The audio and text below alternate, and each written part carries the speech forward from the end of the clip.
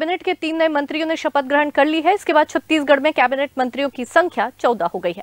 हालांकि विपक्ष का काम सरकार के कामों पर प्रश्न चिन्ह लगाना है। पीसीसी चीफ दीपक बैज ने भी इस शपथ ग्रहण के सभी नेताओं को बधाई दी। उन्होंने कहा कि पुराने नेताओं को दरकिनार कर नए नेताओं को मौका मिला है। पार्टी के अंदर अंतरकलह की भावना पैदा होने वाली है। आइए जानते हैं इस शपथ ग्रहण समारोह को लेकर नेताओं में क्या क्या बयानबाजी चल रही है। शपथ ग्रहण समारोह के बाद मुख्यमंत्री विष्णुदेव साय ने कहा कि आज 3 नए मंत्री शपथ ग्रहण समारोह का हिस्सा बने हैं।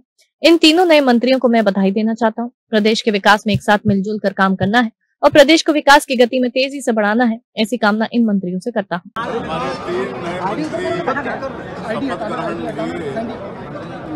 श्री गजेंद्र यादव जी और राजेश अग्रवाल जी, इन्हों को बहुत बहुत बधाई, बहुत बहुत शुभकामनाएं। अब मंत्रिमंडल का विस्तार होगा और सरकार का काम और सर विभाग का बटेंगे। विभाग मैसेज क्या देना चाहेंगे सर? विभाग बहुत जल्दी। पीसीसी चीफ दीपक बैज ने कहा कि तीनों नए मंत्रियों को मैं बधाई देता हूं। ये प्रदेश को आगे लेकर जाए, लेकिन बीजेपी में ये संभव नहीं है। पुराने नेताओं को नजरअंदाज किया गया है, इससे यहाँ अंतरकलह शुरू हो गई है। ये सरकार ज्यादा दिन तक नहीं चलेगी और जो मंत्री बने हैं वो बधाई के पात्र हैं, लेकिन कितने दिनों तक मंत्री बने रहेंगे ये सोचने वाली बात है। मंत्री बने हैं, तीनों को बहुत बहुत बधाई और शुभकामनाएं।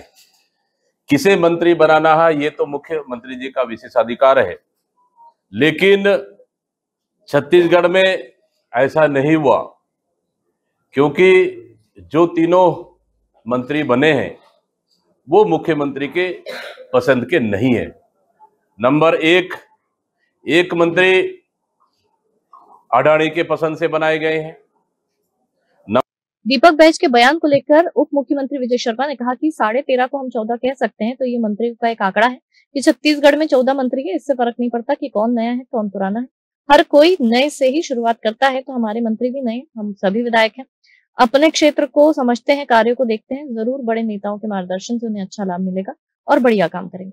कैबिनेट मंत्री केदार कश्यप ने भी नए मंत्रियों को अपनी शुभकामनाएं देते हुए कहा कि सभी नए हैं, नया जोश के साथ वे अपने कार्यों का निर्वहन करने वाले हैं। कभी न कभी नया होता है भाई।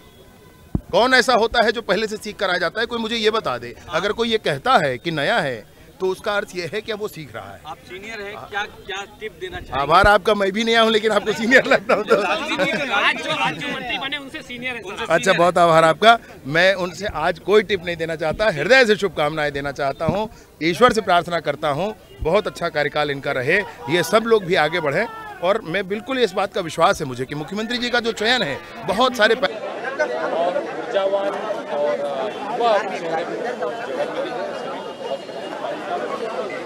आप कई बार मुख्यमंत्री हैं, काफी पुराने देना चाहेंगे सीनियर होने के नाते।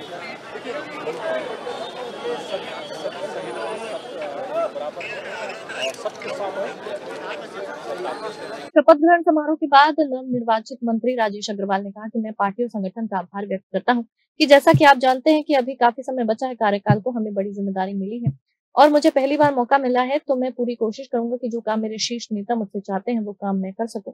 सभी का आभार, सभी का शुक्रिया। ऊपर हमारे राष्ट्रीय नेतृत्व ने, प्रदेश नेतृत्व ने और हमारे मुखिया आदरणीय विष्णुदेव साय जी ने जो भरोसा किया उसके लिए मैं हृदय से कृतज्ञता व्यक्त करता हूं और जो विश्वास किया है उस पर खरा उतरने की कोशिश करूंगा। छत्तीसगढ़ का विकास और छत्तीसगढ़ के साथ पूरे देश का विकास, यही प्राथमिकता है। कुछ उम्मीद कर रहे हैं, कुछ विशेष विभाग की जिम्मेदारी वो मुख्यमंत्री जी का